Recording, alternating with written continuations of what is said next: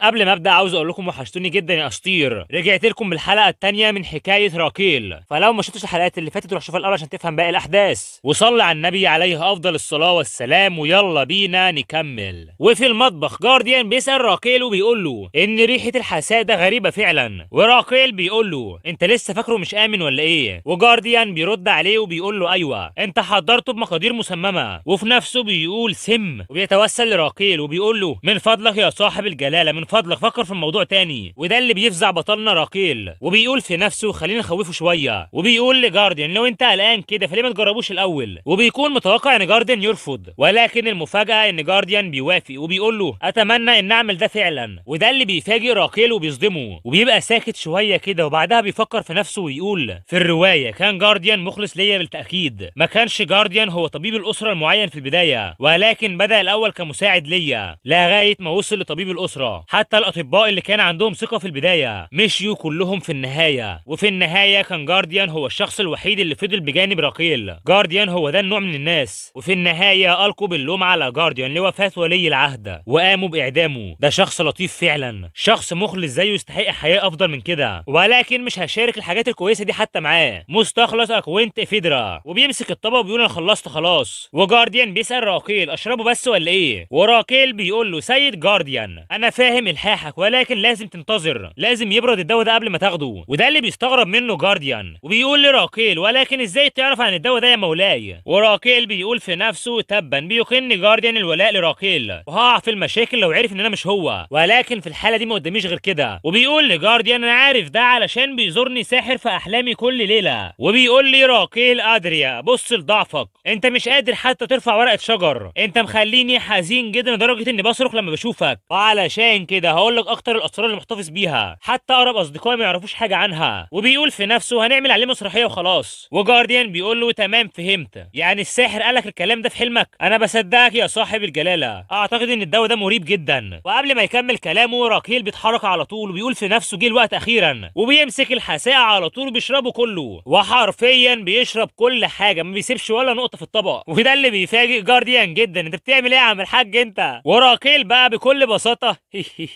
انا شربت كله. المهم فجاه راكيل بيحس بحاجه وبيقول في نفسه في حاجه هائله جايه، وقلبه بيبدا يدق اكتر وبسرعه اكبر، ونافسه الحاله بتظهر وبتقول له انت استهلكت مغلي الايفيدرا اكوينتا واللي هو مجهز بشكل كامل، لقد ازالت جذور البروده والقروح بداخلك وعزز عمليه التمثيل الغذائي. وتظهر نافسه حاله ثالثه بتقول له استيقظت طاقه جوهر اسرهان. وراكيل بيقول طاقه الجوهر لاسرهان؟ طاقه جوهر اسرهان دي المفروض انها تقنيه تم انشائها بواسطه الفارس الاسطوري العظيم المعروف باسم خافير اسرهان، والنبيل اللي خدمه هو لويد فرونتيرا. وايوه يا صديقي لويد فرونتيرا هو بطل منه المهندس الاعظم. وانا اقول بقى تعبيرات الوش اللي راكيل بيعملها دي بيعملها شبه مين؟ اتاري بيعملها شبه جده لويد، واللي ما يعرفش لويد وما يعرفش المانها بتاعت المهندس الاعظم فهي دي صورته. المهم راكيل بيكمل كلامه وبيقول تم نقل التقنيه دي بس للسلاله المباشره من العائله الامبراطوريه الكبرى، هي تقنيه قويه بتمثل رمز للعائله الامبراطوريه، وبما ان الملك الاصلي للجسم ده هو ولي العهد فاكيد وهو صغير اتعلم عن جوهر طاقه اسرهان. ونافذه الحاله بتظهر لراكيل وبتقول له فتحت مهاره الجوهر الاساسي لاسرهان، واسم المهاره هو جوهر اسرهان الاساسي، والمرحله هي دايره واحده في المستوى الاول. وبتظهر نافذه ثانيه بتقول لراكيل برضو ان جوهر طاقه اسرهان بتقوم بمعالجه او زياده المانا اللي بتمتصها حول القلب، وده اللي بيؤدي لتعميم المانا فيه، وبيقدر يزود المانا 120%. ونقاط الصحه بيه المطلوبه للمستوى الثاني هي 1000، ونقاط الصحه الحاليه هو 100. وبالفعل بنشوف ان جوهر اسرهان بيبدا يلف حوالين القلب. وراكيل بيقول في نفسه انا حاسه كأن في حلقه بتدور حوالين قلبي، وقادر احس كل ما بتنفس بالحيويه بتنتشر في كل انحاء جسمي، يعني دي هي المانا. وبيبتسم ابتسامه شيطانيه وبيقول في نفسه ده كويس جدا، ولكن فجاه قلبه بيبدا يدق بسرعه اكبر، طبق بيقع من ايد راكيل، وراكيل بيمسك قلبه من شده الالم، ونشوف ان القلب فيه حاجه ماسكاه ومقيداه. وراكيل ما بيكونش قادر حرفيا، وبيقول في نفسه انا حاسه كانه هينفجر، وبيعرف ان السبب كده هي الدايره اللي بتحيط بقلبه، دايره طاقه جوهر ارسهان. راكيل بيقع على الارض قدام جارديان وما بيكونش قادر، وجارديان لما بيشوفه كده بيكون قلقان عليه جدا. وراكيل بيبدا يعرق، واول ما بيشوف نافذه النظام بيقول تبا ايه الفوضى دي؟ وتظهر نافذه النظام بتحذره وبتقول له تحذير دائره المانا تضغط على قلبك، خطر، تحذير توازن النمو بين دائره المانا وقلبك في فوضى، خطر، قلبك معرض لخطر التوقف. وراكيل بيبدا يفكر وبياخد نفسه وبيقول توازن النمو، هل ده يعني ان حجم قلبي والدائره مش متوافقين مع بعض. بيقول في نفسه راكيل اللي كان مريض من صغره ما كانش عنده وقت لتدريب دايره المانا بتاعته. دايره المانا زي الخاتم اللي مش مناسب، الضيق على قلبي، بس بما اني وصلت للمرحله دي فمش قدامي غير حل واحد بس. وبيبدا راكيل ياخد نفسه ويركز اكتر، وبيقول بما اني مش قادر اقلل حجم قلبي فهزود من حجم الدايره. وبالفعل عند القلب بنشوف ان الدايره صغيره جدا عليه، وراكيل بيخش جوه وعيه وبيبدا يبص لقلبه وبيبدا يجري، وبعدها بيمسك جوهر طاقه ارسهان وبيقول هقوم بزياده سرعه دوران الدايره. وراكيل بيبدا يشد الدايره بالفعل وبيقول هخليها تتسارع لنهايتها. وفجاه بيحس بضغط كبير جدا وبيقول في نفسه تبا حاسه كاني هفقد الوعي، ولكن الالم ده مش ممكن مقارنته بفشلي في كوريا. انتشرت شائعات ان عيادتي مصابه بفيروس كورونا، خسرت كل مرضايا وخسرت كل شعري، وغير كده استمر الايجار والقروض والفوائد في التراكم، حتى اني بعت بيتي علشان احاول اتخلص من ديوني. ونرجع لراكيل اللي بيشد جوهر طاقه ارسهان وبكل غضب بيقول اللعنه عليكم منزلي الجميل. يعني مش عارف انا هو عايز ايه تاني؟ واحد ساب كل حاجه وراح لحته تانيه خالص وبقى ولي عهد وامبراطور ومش عارف ايه، وبص للبيت الكحيان بتاعه. وبيبدا راكيل يشد بكل قوه وبيقول اياكم والاستهانه بمالك اعمالهم الخاص بكوريا. وبالفعل راكيل بينجح فعلا في توسيع دايره ارسهان، ويرجع راكيل اللي بيقع على الارض قدام جارديان، وجارديان بيكون قلقان عليه جدا. وراكيل بيبدا ياخد نفسه ومش مستوعب انه نجح. نافذه الحاله بتظهر وبتقول له بفضل التحفيز الايجابي ملك الاعضاء الداخليه القلب مستيقظ تماما. وجوه جسم راكيل بقى وسع يا عم، وصل الملك، وصل الملك، وصل وصل وصل. وهوب الاضواء بتيجي على مجموعه شايلين حاجه، والحاجه دي بيخرج منها الشخص واللي بيكون هو القلب، وبيخرج بقى بكل اناقه وشياكه كانه داخل ديسكو، وبيبدا يرقص بقى ويظبط الدنيا. وطبعا زي ما قلت لكم هو ده قلب راكيل. والامعاء الغليظه بتديله التحيه وبتقول له سيدي الرئيس فرحان اني شفتك بامان. وواحد من الرئتين بيقول للتانيه شخص متهالك بيظهر في مكان متهالك زيه، والرئه التانيه تضحك جدا عليه. وقلب راكيل بيسلم عليهم وبيقول لهم اهلا بيكم ايها الاشقياء المتهالكون. وطبعا راكيل بيكون شايف كل ده من نافذه الحاله وبيقول ماشي انا اسف على الجسم المتهالك ده. وفجاه راكيل بياخد باله من حاجه في نافذه الحاله، ونافذه الحاله بتقول له توازن النمو بين دائره المانا وقلبك بقوا ناجحين جدا دلوقتي، باعتبارها المره الاولى في التاريخ انت حصلت على فتحه دائره المانا، والفتحه الاولى هي 10 لتر. وراكيل لما بيقرا كده بيقول في نفسه فتحه زي فتحه عنصر اللعبه ولا ايه؟ ممكن. وفجأة راكيل بيقوم من مكانه مرة واحدة، وده اللي بيفاجئ جارديان، وبكل ابتسامة بيبص لجارديان، وده اللي بيستغرب منه جارديان، وبيقول في نفسه هو فجأة بقى مليان بالنشاط. وبيقول لراكيل كان شكلك كأنك بتعاني من الكثير من الألم، هل كان ده من الآثار الجانبية للدواء ده؟ وراكيل بيضحك وبيقول له لا ده أنا بس اختنقت شوية بس.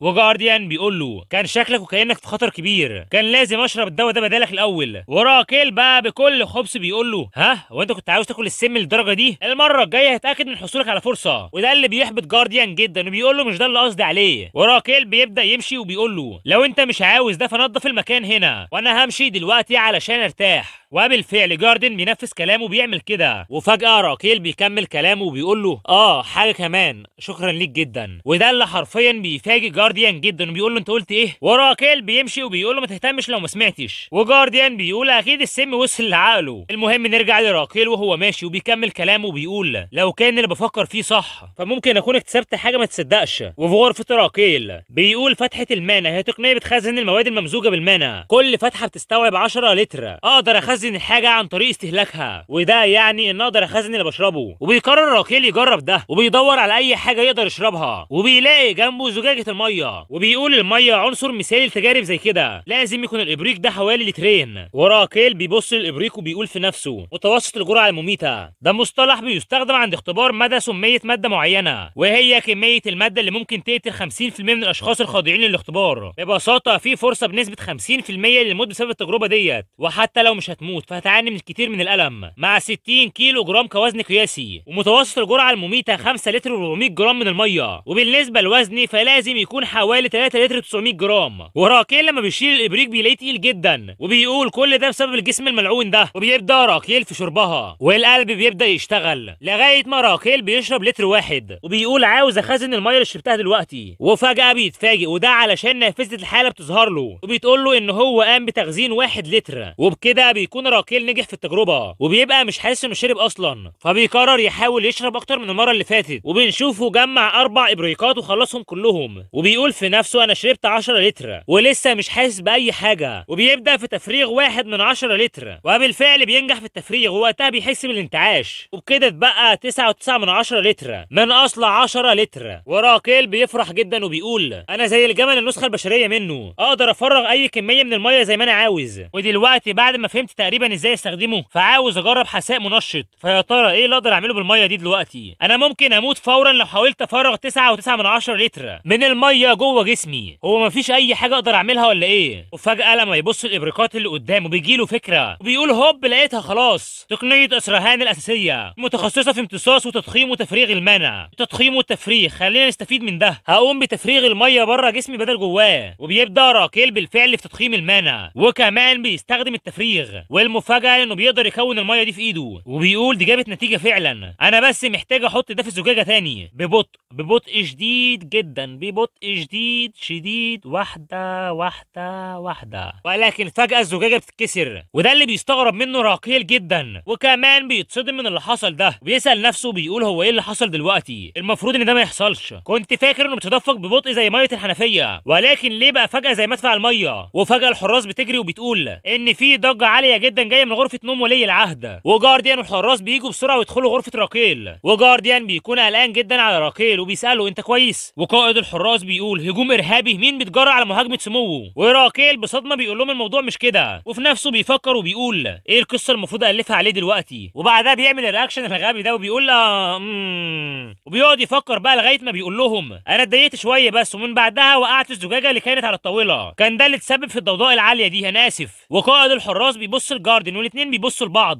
وراكيل بيقول في نفسه الموضوع ما نجحش ولا ايه؟ ماشي، شكل الموضوع غبي حتى بالنسبه لي. والمفاجاه انهم بيصدقوا. قائد الحراس بيقول لراكيل ولا يهمك يا صاحب السمو، وبيساله لو اتاذى في اي مكان، وراكيل بيستغرب جدا وبيكونش مصدق نفسه وبيقول مجرد خدش صغير في رجلي بس، وفي نفسه بيقول ايه مصدق ده فعلا. وقائد الحراس بيقول لجارديان انه ياخد راكيل لغرفه نومه الثانيه، وجارديان بيقول له هاخده لهناك بعد ما عالج جروحه. وبالفعل بعد كده جارديان بيشيل راكيل، وده طبعا بعد ما عالج رجله. وراكيل بيقول في نفسه العذر ده كان مريب جدا، ولكنهم مع كده صدقوه، هل ده بسبب كوني ولي العهد؟ وجارديان بيوصل راكيل لغرفه نوم القصر الجانبي، وراكيل بينام في السرير وبيكون عليه حته رياكشن يتعمل ستيكر للواتساب. المهم جارديان بيقول لراكيل على امل انك ترتاح يا سموك، وراكيل بيقول في نفسه هل دي واحده من امتيازات النبلاء؟ وبيقول لجارديان لازم ترتاح انت كمان. وبعدها جارديان بيمشي من الغرفه، وراكيل بيرفع ايده بيقعد يفكر مع نفسه وبيقول حوالين اللي حصل قبل كده، الدايره وخط الطول حوالين قلبي، سيل من المانا اندفع من خلال كتفي ودراعي، التضخيم والتفريغ والانفجار الناتج عن ده كان مليان بالطاقه، لازم انام دلوقتي قبل ما اتسبب في متاعب تاني، محتاج اخد بالي وانا بعمل تجاربي، محدش هيكتشف حتى اللي بخطط له. وفجاه ضربه رعد قويه جدا بتحصل عند القصر، والامبراطور استيليون تستاروسا ماجنيتيانو بيكون بيكلم شخص وبيقول له انت بتقول ان راكيل بقى غريب شويه؟ والشخص ده بيقول له ايوه يا جلاله الملك، ولي العهد بيأذي نفسه بالابر، وكمان بقى يشرب السم من قريب. والامبراطور استاروسا ماجنيتيانو بيتضايق جدا وبيقول راكيل ايه اللي انت بتعمله؟ وبعد كده في اليوم الثاني في المطبخ بنشوف راكيل وجارديان، وبيكون راكيل بيعمل الحساء بتاعه وبيقول كويس جدا انا انتهيت من صنع 10 لترات من دواء فيديرا اكوينتا. وبيبتسم لجارديان وبيقول له ممكن تمشي من الغرفه لدقيقه واحده بس، وجارديان ما بيكونش فاهمه بيقول له ليه اعمل كده اصلا؟ وراكيل بيبدا يتخيله وبيقول في نفسه علشان هتتصاب بالاغماء لو شفتني بشربه بالكامل دفعه واحده. وراكيل بيفكر وبيقول له هيكون ده لحظه بس، محتاج اعمل حاجه لوحدي. وجارديان بيقول له انت هتقوم بشرب ده مره ثانيه؟ لكن يا صاحب السمو مش انت عديت بالكثير من الالم بعد شرب ده المره اللي فاتت؟ وراكيل بيقول له انا قلت لك ده قبل كده، كان ده بسبب اختناق بس مش اكتر. وجارديان بيقول له انا الان فعلا علشان صنعنا الكثير من الدواء ده المره دي. وراكيل بيقول له انا قلت لك ده علشان تجربه مش اكتر، اشرب شويه بس، انا بس عاوز اتخلص منه بعد ما عملت بجد علشان اصنع كل ده. وجارديان بيقول له صح. وراكيل بيقول له اكيد الموضوع مش وكاني هقدر اشرب كل ده. وجارديان بيضحك وبيقول له ايوه صح، الاغبياء بس اللي هيعملوا حاجه زي كده. والاتنين بيضحكوا، وجارديان بيستمر في الضحك عكس راكيل اللي بيكون قالب وشه. وبعدها بيخرج جارديان بالعافيه بالعافيه. وده اللي بيستغرب منه جارديان وما بيكونش فاهم هو عمل كده ليه. نرجع راكيل اللي بيرجع تاني وبيمشي ناحيه الحساء وبيمسك بقى الحساء كله وبيقول يلا بينا نبدا، وبيلاقيه تقيل جدا، ولكن على مين؟ راكيل بيرفعه بالعافيه وبيبدا يشرب فيه وبيبدا يشرب، ونافذه الحاله بتظهر وبتقول له ان في لتر اتملى دلوقتي، 2 لتر، 4 لتر، 6 لتر، 10 لتر، وراكيل بيخلصها كلها وبياخد الرياكشن الجامد ده وبيقول ان ده جامد جدا. وبعدها بيمشي وبيقول في نفسه عظيم، انا بس محتاج افرغ شويه شويه، وبيبدا يفرغ دواء فيدرا اكوينتا ب 0.1 لتر في كل حته بقى، وهو ماشي بيفرغ، وهو لا مؤاخذه في الحمام بيفرغ برضه، وهو صاحي من النوم بيفرغ برضه. وبتظهر نافذه الحاله وبتقول له قلبك بيحب ده، قلبك اداك 100 نقطه صحه، ورئتيك الاتنين بيرقصوا وادولك 200 نقطه صحه. الامعاء الغليظه بتتخطى العضله العاصره وبتديك 100 نقطه صحه، ونقاط الصحه الاجماليه 500. وراكيل بيقول في نفسه ده مش كويس بما فيه الكفايه، محتاج ازود متوسط العمر المتوقع. بيبدا يفرغ بقى في اي حته بيقوم بالتفريغ، وجوه جسم راكيل بيكون قلب راكيل نايم على السرير بيتفرج على قناه تركي ريكابس، والامعاء الغليظه بتيجي وقلب راكيل بيساله عن الاكل اللي موجود على القائمه النهارده، والامعاء الغليظه بيبتسم وبيقول له هي الافيدرا اكوينتا، وقلب راكيل بيقول له طب وبكره؟ والامعاء الغليظه بتقول له هي الافيدرا اكوينتا، وبيظهر ان القلب محبط جدا ومش عاجبه، والامعاء الغليظه بيبتسم وبيقول له وشكلنا برضه هنتناول الافيدرا اكوينتا برضه على العشاء، وقلب راكيل بيتضايق وبيقول له غور من وشي. وبسبب كده نافذه الحاله بتظهر لراكيل وبتقول له اعضائك الداخليه زهقت من دواء الافيدرا اكوينتا، وراكيل بيقول في نفسه اشربوا بس كل اللي اديهولكم، وبيبدا يفرغ تاني. وبعد كده راكيل بيكون قاعد بيتعشى، واثناء ما هو بياكل بقى نافذه النظام بتظهر له وبتقول له ان زاد متوسط العمر المتوقع بمقدار 50 يوم، ومتوسط العمر المتوقع دلوقتي هو 133 يوم. وفجاه راكيل بيقوم وبيصرخ وبيقول انا نجحت، وده اللي بيفاجئ الخادمه جدا لدرجه ان الكوبايه اللي معاها بتقع منها على الارض وبتتكسر، وراكيل بيعتذر لها عن اللي حصل. والمفاجاه ان الخادمه بتتوسل ليه علشان يسامحها، وبيظهر انها خايفه ومرعوبه جدا من راكيل، وده اللي بيستغرب منه راكيل وبيقول في نفسه هي ليه بتعتذر لمجرد كوبايه مكسوره؟ وراكيل بيقول لها مش مشكله، وبيسالها لو اتاذت في اي مكان، والخادمه بتخاف اكتر وبتقول له انا اسفه، انا مش هعمل ده مره ثانيه، من فضلك ما تجلدنيش زي ما عملت المره اللي فاتت. وراكيل بيتوتر وبيقول لها